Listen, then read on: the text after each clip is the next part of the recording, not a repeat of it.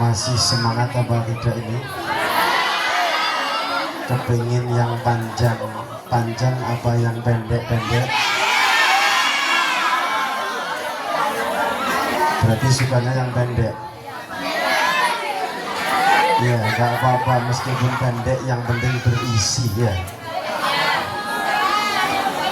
Bismillahirrahmanirrahim. Saya awali dulu. Assalamualaikum warahmatullahi wabarakatuh.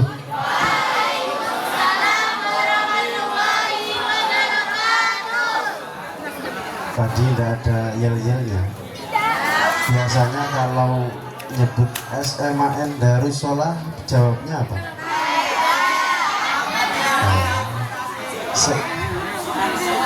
Oh gitu ya, boleh dicoba. Sekolahnya anak soleh dan soleh. Oke, siswa-siswi SMAN Darussolah Singojuru.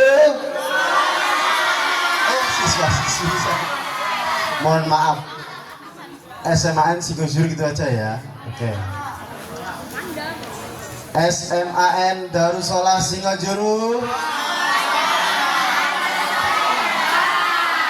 Sekolahnya anak soleh dan soleh. Mudah-mudahan dari jargon itu membawa doa bahwa yang sekolah di SMAN Darussolah Singojuru ini dijadikan oleh Allah sebagai siswa-siswi menjadi orang yang soleh dan soleh. Amin Allahumma amin. Bismillah, alhamdulillah, la haula wala quwata illa billah. Amma ba'du. Yang saya hormati Kepala Sekolah SMAN Darussolah, Bapak Ibu Dewan Guru dan staf sekolah ini, tidak ketinggalan pula adik-adikku, saya panggil adik saja karena anak saya masih kecil. Adik-adikku semuanya siswa dan siswi kelas berapa? 11, mulai dari 1 sampai 10 yang berbahagia dan mudah-mudahan dirahmati oleh Allah. Sebenarnya saya hanya menambahi saja, maka insya Allah nanti juga sesuai harapan, tidak panjang-panjang, sedikit, yang penting mudah-mudahan dapat bermanfaat ya, karena memang sudah agak siang, hawanya sudah lumayan panas ya. Mudah-mudahan lah ada manfaatnya. Baik, menindaklanjuti materi yang disampaikan oleh Ustadzah Azizah tadi, saya tadi pagi sempat membuka-buka buku, membaca bahwa saya menemukan hadis yang ada pada kitab Mukhtarul Ahadits tentang ini. Ada 4 kriteria seseorang ya, ini sebelum membahas materi sholat ya. Ada 4 kriteria seseorang yang nantinya gimana? Arba'un haqqun 'alallahi alla yudkhilahu al-jannah, yang nantinya tidak dimasukkan oleh Allah ke dalam surganya Allah. 4 kriteria seseorang yang nantinya tidak dimasukkan kepada surganya Allah. Dan tidak hanya itu, wala yudhikohum na'imaha, dan juga 4 kriteria seseorang ini tidak akan mencium baunya surga. Mencium baunya saja tidak diperkenankan atau tidak mendapatkan baunya surga, apalagi masuk surga. Ini menambah yang tadi nih. Siapa saja 4 orang itu? 1, mudminu khamrin, orang yang sehari-hari minum khamr. Apa khamr itu? Arak ya. miras kalau zaman sekarang. Orang yang sehari-hari ya, setiap hari mengkonsumsi khamr, mencium baunya surganya Allah tidak bisa. Nomor 2 yaitu wa'akilur riba, makan harta riba. Riba itu ya bisa, maksudnya bisa riba, paham ya? Riba itu coro orang Singojuru anak-anakan becis, Pak. Anak-anakan becis. Saya meminjami, Pak, saya pinjam uang.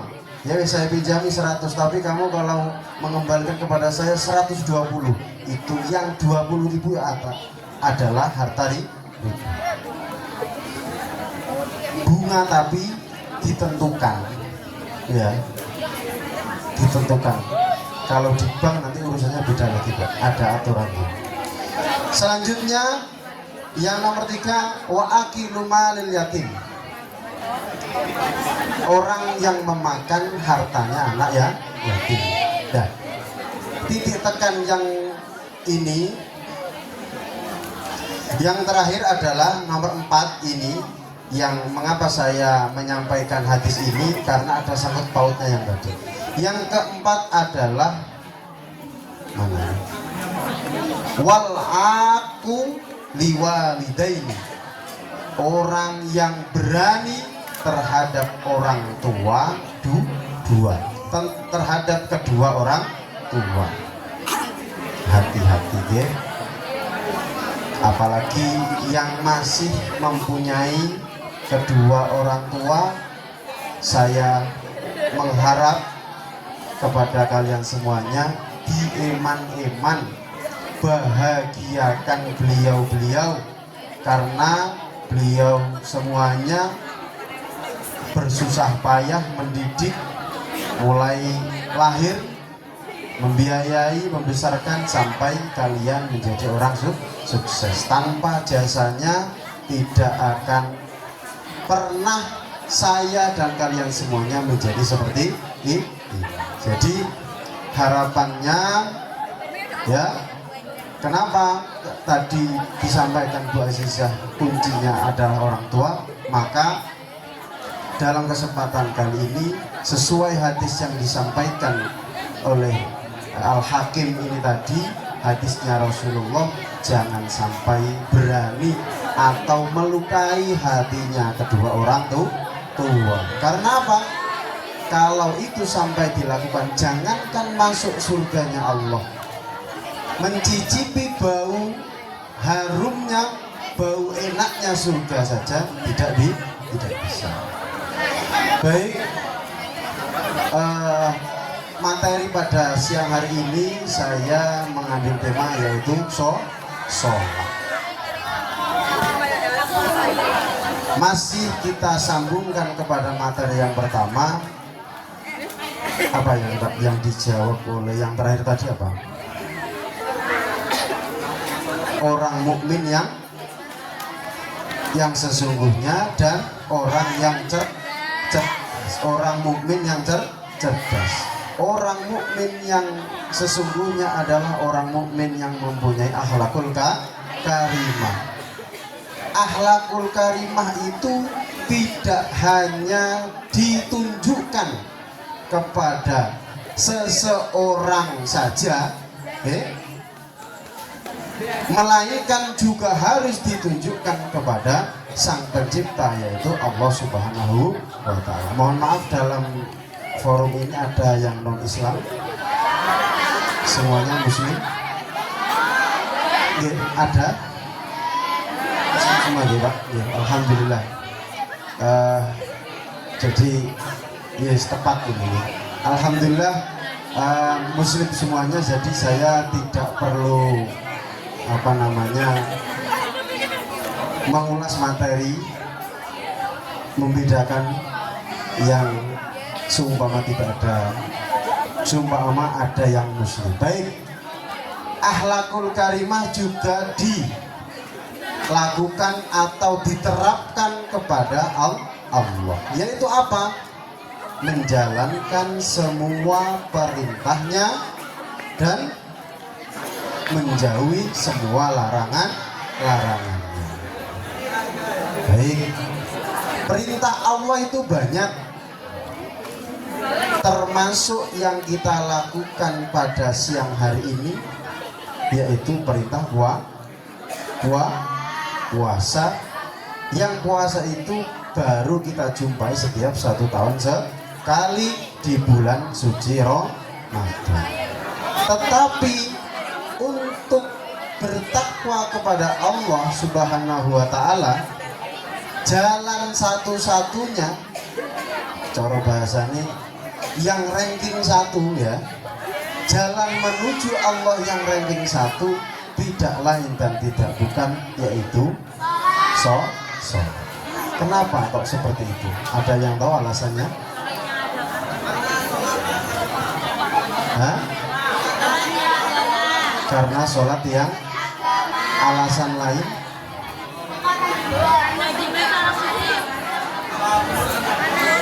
Alasan yang lain kenapa kok seperti itu?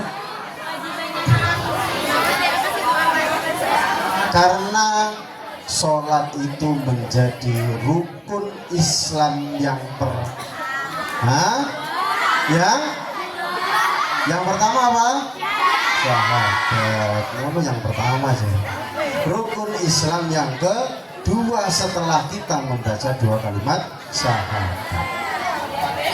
Oke, yaitu adalah sholat. Maka semua umat Islam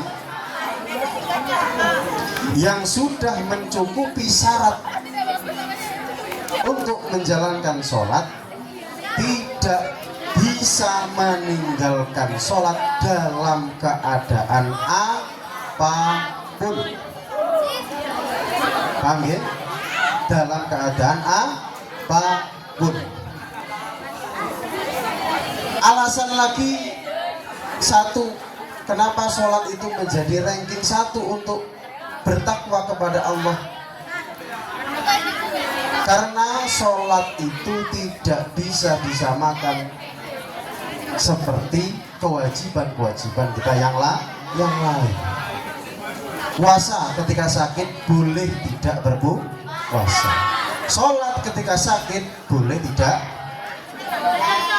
boleh meninggalkan sholat. Dalam keadaan apapun sholat ini harus wajib dilakukan.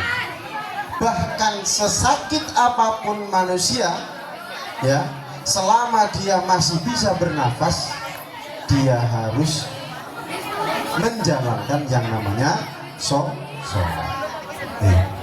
Itu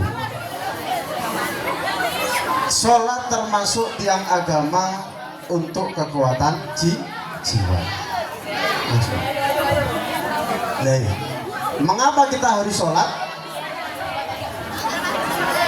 Hah? Kenapa kita harus sholat? Karena wajib. Sholat ini adalah perintah Allah. Dari awal sudah saya sampaikan, menjalankan perintahnya dan menjauhi larangannya. Sholat ini adalah perintah Allah. Maka di sini ada nggak yang tidak menjadi hambanya Allah? Hah? Ada nggak yang tidak menjadi hambanya Allah? Meletek tekawatu katakan. Iya, iya, yang merasa tidak menjadi hambanya Allah orang yang tidak punya agama atau ateis. Ya. Kita mengapa harus sholat? Karena kita mempunyai kewajiban dan Allah memerintahkan kita untuk menjalankan sholat. Sangkut pautnya apa kita harus sholat? Ya, dalam next part. Karena apa? Semuanya ini saya tanya tadi agamanya agama Islam. Dalam hadis dikatakan bahwa as-sholatu, ini cetakannya ya, as-sholatu imaduddin wa man aqamaha faqad aqamat din. wa man tarokaha faqad hada mati. Yang artinya adalah sholat itu adalah tiang agama. Barang siapa faqad waman akoma itu menegakkan. Barang siapa yang menegakkan sholat, maka dia termasuk juga menegakkan agama. Barang siapa merobohkan, ya, merobohkan sholat, tidak menjalankan sholat, berarti dia juga merobohkan nilai agama. Maka dari itu, ya, sholat ini adalah sangat penting sekali. Kalian sudah tahu syarat dan wajibnya, syarat wajibnya sholat? Halo?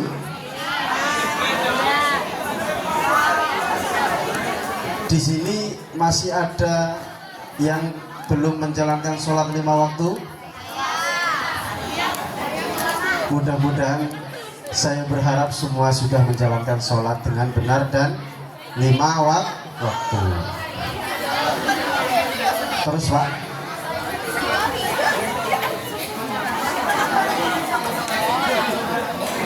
sholat termasuk cara kita berkomunikasi dengan Allah. Ini alasannya, alasan kita harus sholat tadi. Terus yang ketiga yaitu sholat memberi ketenangan jiwa dan hati, keterangan hati dan jiwa. Kenapa? Karena ini saya mau tanya dulu, pernahkah kalian semuanya ini setelah menjalankan sholat hatinya tenang? Hah? Pernah? Seperti apa tenangnya?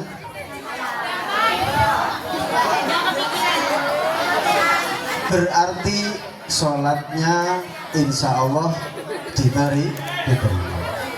Ada hadis lain disebutkan bahwa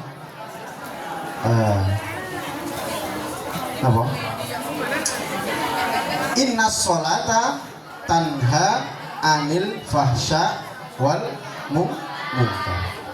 Sesungguhnya sholat itu bisa mencegah perkara yang keji dan mungkar. Jadi khususnya semuanya ini, apabila sudah menjalankan sholat, Pak, saya sudah menjalankan sholat, tapi saya juga menjalankan dosa. Katanya sholat itu mencegah perkara yang dosa. Berarti apanya yang salah kira-kira? Masa hadis itu salah? Yang salah apa kira-kira?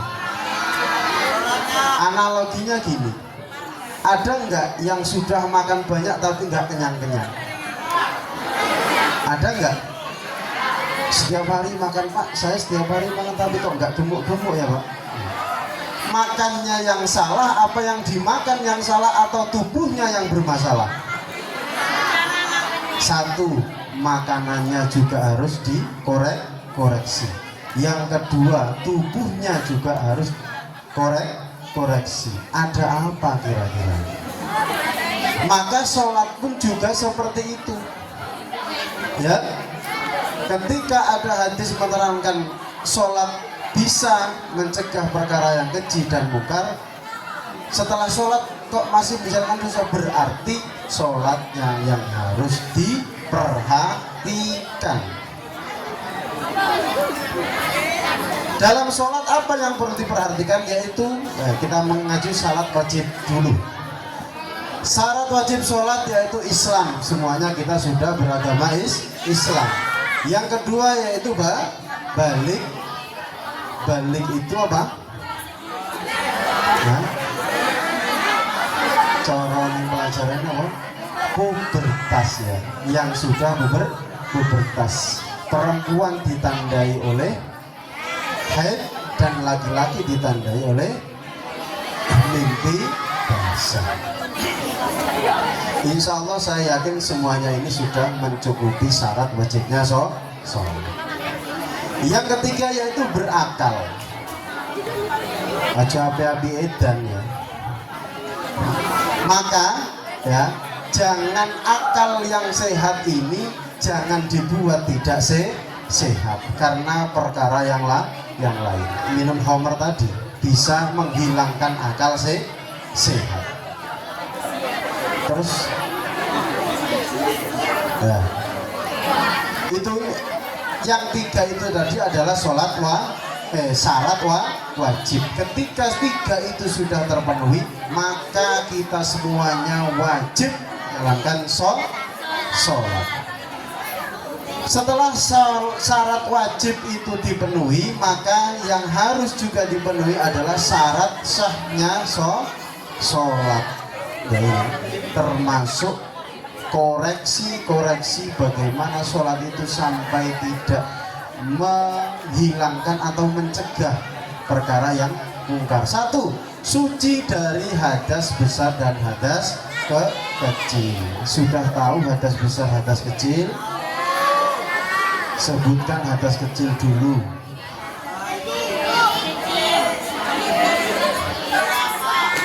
Pokok sesuatu yang disucikan dengan menggunakan wudhu, dan hadas besar adalah sesuatu yang disucikan dengan cara mandi besar. Insya Allah kalian sudah tahu. Yang kedua yaitu menutup aurat. Yang ketiga masuk waktu sholat dan menghadap kiblat. Ini semuanya sudah sampean lakukan. Maka saya menekankan kepada kalian semuanya, ya, nah ini khususnya perempuan, ya. Ini yang sering fenomena terjadi di masyarakat. Sekarang itu model bahwa muknah itu tidak langsung, ya. Apa sih muknah apa? Ya, muknah yang roknya sendiri, annya sendiri, ya. Potongan. Sebenarnya kalau yang baik itu adalah muknah yang langsung, karena semuanya menutup aurat. Fenomena yang terjadi pada saat ini adalah ketika ada orang perempuan yang memakai muknah potongan itu tadi, ketika takbiratul ihram, ya, tangannya ini jadi tidak terasa bahwa auratnya kebuka. Maka saya mempraktikkan kepada anak-anak khususnya yang cewek itu jangan sampai takbirnya itu sampai, kadang-kadang ngapunten Pak, di desa-desa ibu-ibu itu pokok kadang-kadang juga tidak pakai baju Pak, ya, pokok langsung rukukan gitu aja, ya, pokok rukukan namanya, ya. Maka ketika mengangkat tangannya itu tidak bisa caranya, pokok diangkat aja, jadi kan kebuka ini, ya. Nah itu yang tidak menyebabkan sholatnya menjadi sah. Maka caranya gimana? Sudah jangan sampai terlalu membuka. Ini aja langsung, ya. Anak singgowo itu ada dipraktekkan, ya. Jangan sampai membuka munaknya, karena itu semua menjadi tidak sah karena auratnya terbuka. Nah itu fenomena yang ada. Jadi saya harap khusus yang cewek, yang perempuan, ketika menggunakan muknah yang potongan, diusahakan ketika takbiratul ihram dijaga, ya, jangan sampai terbuka auratnya, karena syarat sah sholat yaitu menutup aurat. Ketika auratnya terbuka, maka sholatnya menjadi tidak sah. Lanjut sambung. Hikmah sholat. Nah ini termasuk yang saya sampaikan yang awal tadi. Hikmah sholat adalah membuat hati kita tenang dan jiwa kita menjadi tenang. Ketika sholat ini dilakukan, ya, saya dulu dimauidoi oleh guru saya Pokok gini syaratnya, kalau sholatnya itu baik, maka semuanya itu akan baik. Ya benar, kita merujuk kepada tiang agama tadi. Kalau sholatnya itu tiangnya kokoh, insya Allah bangunannya tidak akan roboh. Kalau sholatnya itu baik, maka semuanya hal itu akan menjadi baik. Bisa dimengerti? Bisa istiqomah sholat 5 waktu?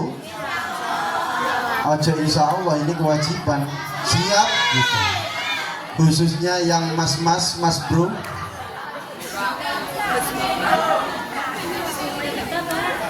Gimana pantunnya?